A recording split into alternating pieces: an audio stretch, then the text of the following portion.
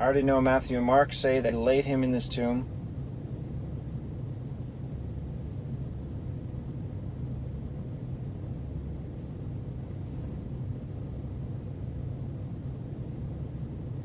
But I'm going to go with the order of John. There laid they, or maybe they laid Jesus. I'm not going to say Jesus, I'm going to say it. Therefore, because of the Jews' preparation day, for the sepulchre was near at hand. There laid they Jesus. Luke, and laid it. I think I should have the and. And that is where they put Jesus' body. So, and from Luke, and then I'll have there, and there. And from Mark, and laid. And from the first three, Matthew, Mark, Luke, and John, there. They first, then laid from all four.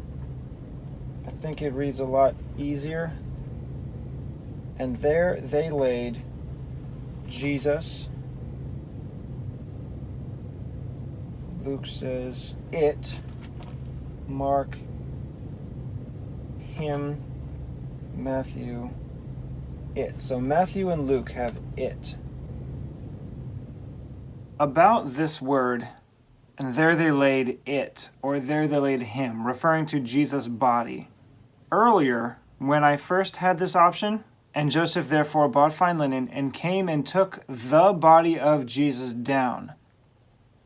Originally, which I didn't even show you, I had the option of using it from Matthew and Luke, and I did something creative to have it say, and came to the body of Jesus and took it down. So I used both John and Mark's the body, and then Matthew and Luke's it.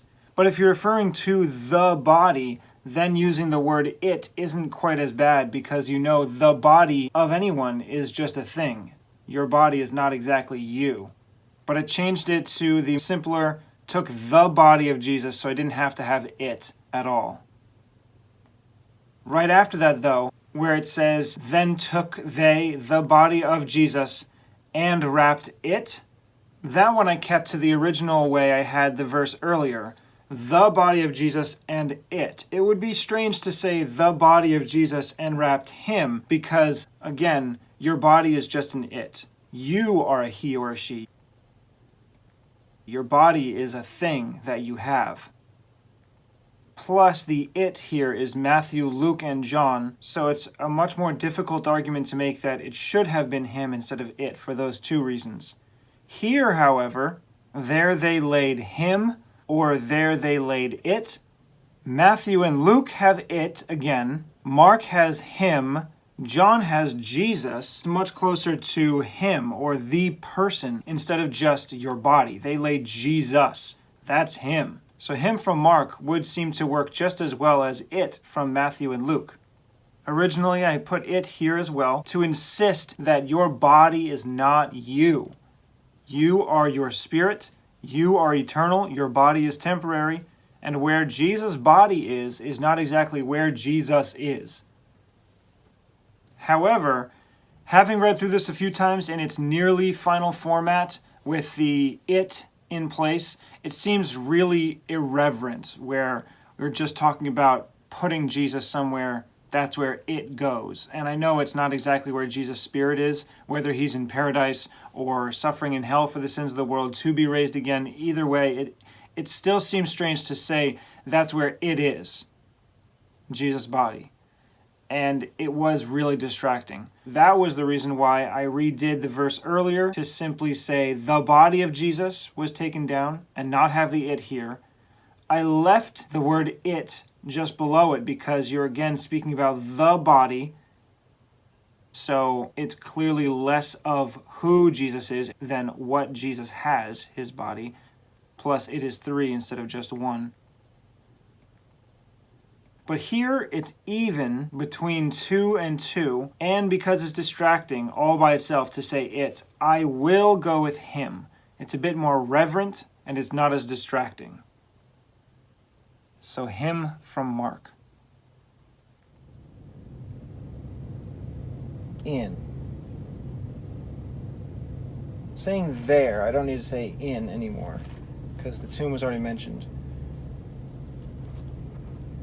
Therefore, because, I think the rest is just John, because of the Jews' preparation day, for the sepulchre was near at hand. Yeah, because the rest in Matthew, Mark, and Luke is that they rolled the stone.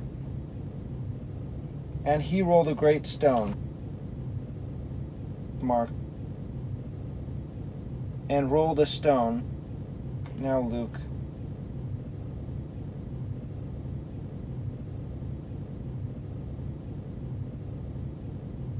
Oh, it doesn't have a mention in Luke. And that day was the preparation, and the Sabbath drew on.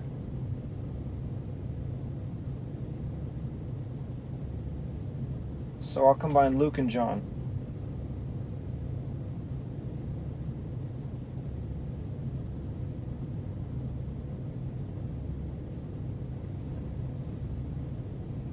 Therefore, because,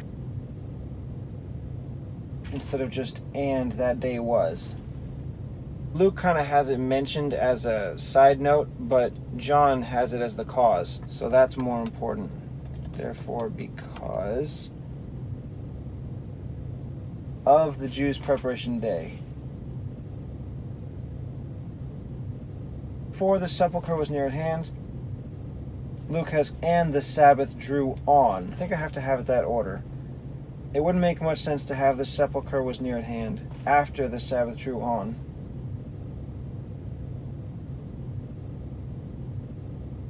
John, that's the end of the chapter.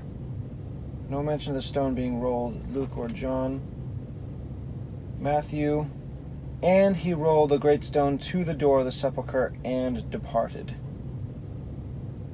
Mark, and rolled a stone to the door of the sepulchre. Matthew has a bit of a problem. It says, and he rolled a great stone to the door of the sepulchre. It says they in John. So I think I'm going to go with Mark, which says just and rolled a stone to the door of the sepulchre instead of and he rolled a great stone to the door. I mean, I'll have a great stone, but I'm going to just leave off the he so that it could be just Joseph, but more likely it's both of them working together to roll the stone. Matthew and Mark and rolled. Skipping he. A stone. Matthew has a great stone. Matthew continues to the door of the sepulchre. Mark to the door of the sepulchre. All right, both.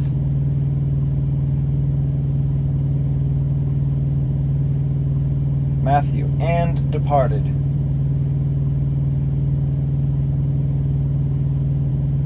Mark doesn't have that.